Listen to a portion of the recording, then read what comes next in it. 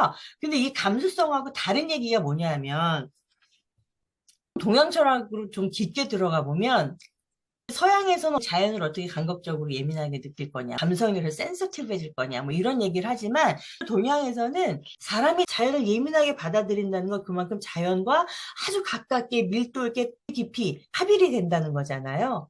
아주 자연을 깊이 접촉하면 자연 속에 있는 그 하늘의 뜻, 그죠? 보이는 모든 생명세계들을 다 낳고 기르고 운영하고 있는 천지의 마음, 그것과 인간의 마음이 서로 호응한다라고 보는 거죠. 그래서 우리식으로 천지감응이라고 하는 표현으로 저는 좀 바꿔 썼으면 좋겠다. 어떻게 아이들이 우리가 천지와 감응하는 그 능력을 다시 회복할 것인가. 근데 그게 제일 중요한 문제인 것 같아요. 그래서 자연이라고 하는 어떤 물리적인 뭐 냄새, 촉감 이런 것뿐만 아니라 그 속에서 자연과 자연 생물들이 어떻게 보이지 않게 서로 돕고 사는지, 생의 관계를 어떻게 이어가고 있는지 그런 시스템도 느낌으로 알게 하고 그 신묘한 그런 생명작용들을 일으키는 보이지 않는 말로는 표현할 수 없지만 그래도 뭔가 느낄 수 있는 그죠? 영으로 느낄 수 있는 어떤 자연 속에 있는 우주의 신비 그것까지도 느낄 수 있게 생태 감수성이 예민해져야 된다. 뭐 이런 얘기를 좀 드리고 싶은 거예요. 생태 감수성에 대한 예화를 좀 말씀드리면 우리 동학의 생태 철학이 굉장히 깊어요. 그 이대교주 최시영 선생께서 동학의 논리를 제일 쉽게 그리고 되게 감성적으로 푸셨다고 할까요? 그 최시영 선생님의 이야기 중에 이런 게 있어요. 자연은 인간을 낳고 기르는 천지부모라고 하는 거죠. 이 천지부모가 다 우리를 먹여 살려주기 때문에 우리가 사는 것이고 이 땅 위에 있는 나무, 풀, 돌 같은 하나의 천지부모에서 난 형제들이라고 보는 거예요.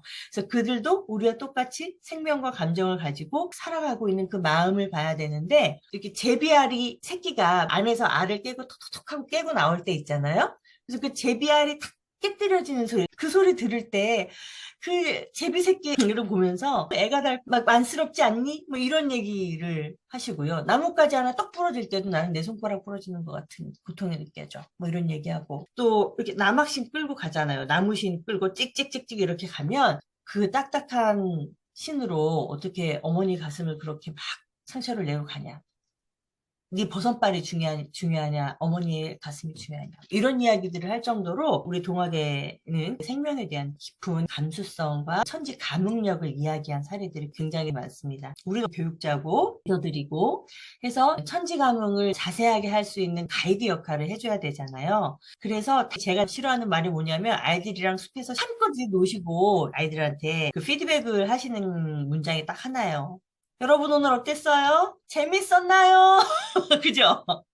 그럼 애들이 네네네네네 이러고 이제 집에 가고 이제 그걸로 수업에 대해서 이제 만족을 하시는 경우도 많은데 재밌었나요? 행복했나요? 좋았어요. 이거를 좀 자세하게 아이들한테 자기들이 좀 인지하게 하자. 자연에 가면 슬픈 마음이 치료가 돼 라든가 자연에 가면 화났던 게 스르르 누그러져 라든가 자연에서 겪는 그런 감정들을 자세하게 세세하게 느끼고 정의하고 그 마음을 또 표현해보고 사람들하고 나누고 하면서 더 풍성해지는 거잖아요. 분명해지는 거고. 근데 그런 과정까지 좀 이끌어 주시면 좋겠다는 생각이 들어서 선생님들한테 좀 여쭤보는 거예요. 자연에 대한 그런 풍부한 감정적인 경험들을 아이들한테 풀어주시거나 세팅을 해주실 필요도 있고 하니까.